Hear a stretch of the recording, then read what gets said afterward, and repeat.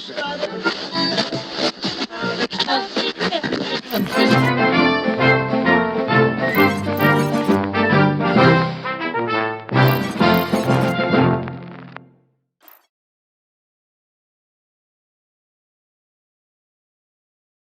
guys, Adam Surf and Dog Training. I've decided to bring you guys a series of videos.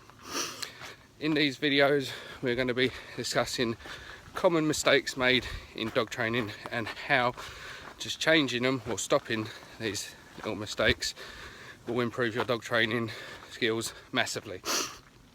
It will help you all round. Earlier I posted a video of me and Daisy, a very short video, so it was very difficult to actually spot the two mistakes I make in the video. But the reason it was a short video is because, one, I'm purposely making mistakes on my dogs. I don't want to drag the video out any longer than it should be. In this video I make two mistakes. You should see the video on the screen now so you can have a chance to re-watch it. There's two very simple mistakes. The mistakes I wasn't looking for is anyone talking about positioning, anything like that. They were just two very common mistakes that people make. We're going to discuss the first one now, and then tomorrow we'll bring you the second one. Okay, at the end of this I'll also upload a video showing it the right way, so if you watch that it may give you a clue as to what the second mistake was. But here goes. When I call Daisy, I say yes, I give her a reward, and I fuss her. Okay, so I go yes, she gets a treat, and I fuss her at the same time. This is probably the most common mistake I see people make. I completely understand why people do it. Everybody does it. Even I've been guilty of doing it in the past. Okay, and I know a lot of you are thinking, but I want the dog to know it's done a great job, so fussing it and giving it a treat at the same time is awesome.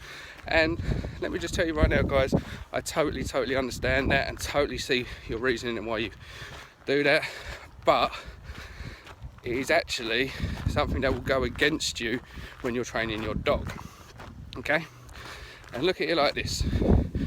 Say every time you give your dog a treat, every time you ask the dog to do something, you reward it with a treat and fuss them. Okay, so every time they do something, treat, fuss. What happens when you run out of treats?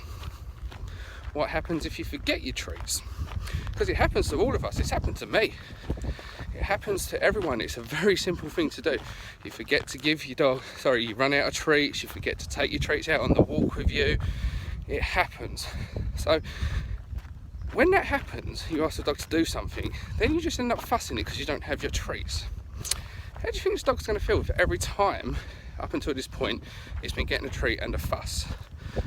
You're going to kill the dog's motivation, okay, and it's going to feel like it's done something wrong.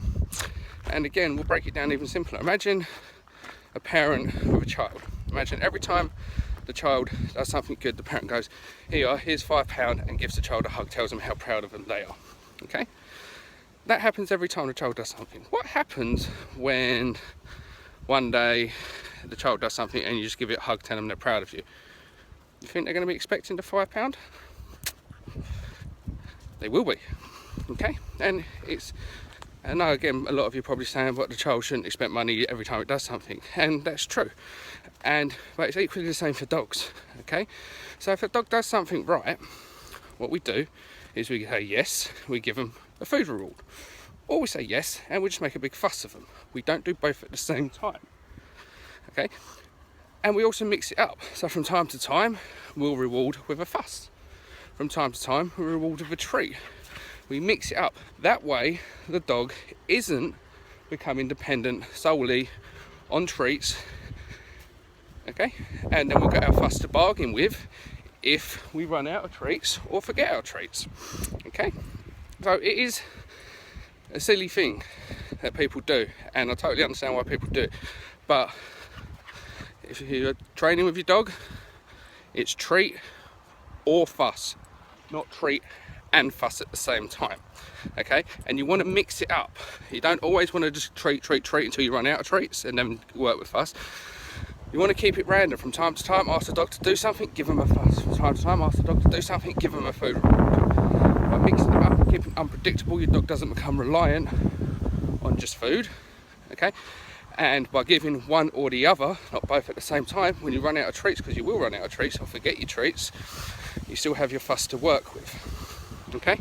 The only time that's acceptable to do treat and fuss at the same time is if you're doing a jackpot reward. I'm not going to go into great detail now about jackpot rewards. I'll post a link in the description below because I've done several videos on jackpot rewards, okay? But a jackpot reward in a nutshell is basically a super reward you give the dog at the end of a session, okay? That's when the session's over, so next time you play the session, the dog gets one bit, then hits a jackpot. It works on the same notion as a gambler. Again, not going into detail, there'll be a link in the description. But if you want to treat and fuss your dog at the same time, do it at the end of a training session. Make that the jackpot, okay? Then next time you go back to training, randomly mix it up. Dog does something, give them a fuss. Dog does something, give them a treat, okay? But very, very common mistake, guys, okay? So you watch the video, I call Daisy, I say yes, I give her a treat, and I give her a fuss. I'm giving her too much, okay? So when I run out of treats and I only got to give her a fuss, she's going to be expecting a treat, she's going to feel shortchanged, everything like that. Mix it up, guys, okay? Treat or fuss, not treat and fuss at the same time. Very common mistake, very easy to make, but stopping it, mixing it up, changing it will definitely help your dog training, okay? There's a second mistake in that video that you watched at the start of this, okay? And we'll discuss that one tomorrow in episode 2. This is episode 1 of common mistakes made in dog training and how changing them will improve your dog training, okay? So we'll go over the second mistake, but right now just watch this video of how it should be done properly, and if you watch it closely you'll start to get an insight as to what's wrong, what the second mistake is, okay? And if you do get it, comment down below so you get it, okay? Right, this is the first in a series of videos, okay? I'm just out here with Sammy. Sammy, come. Yes, here comes Sammy. I've got no treats with me, so we just give her a fuss, okay? Not treat and fuss, just a fuss. Go this way.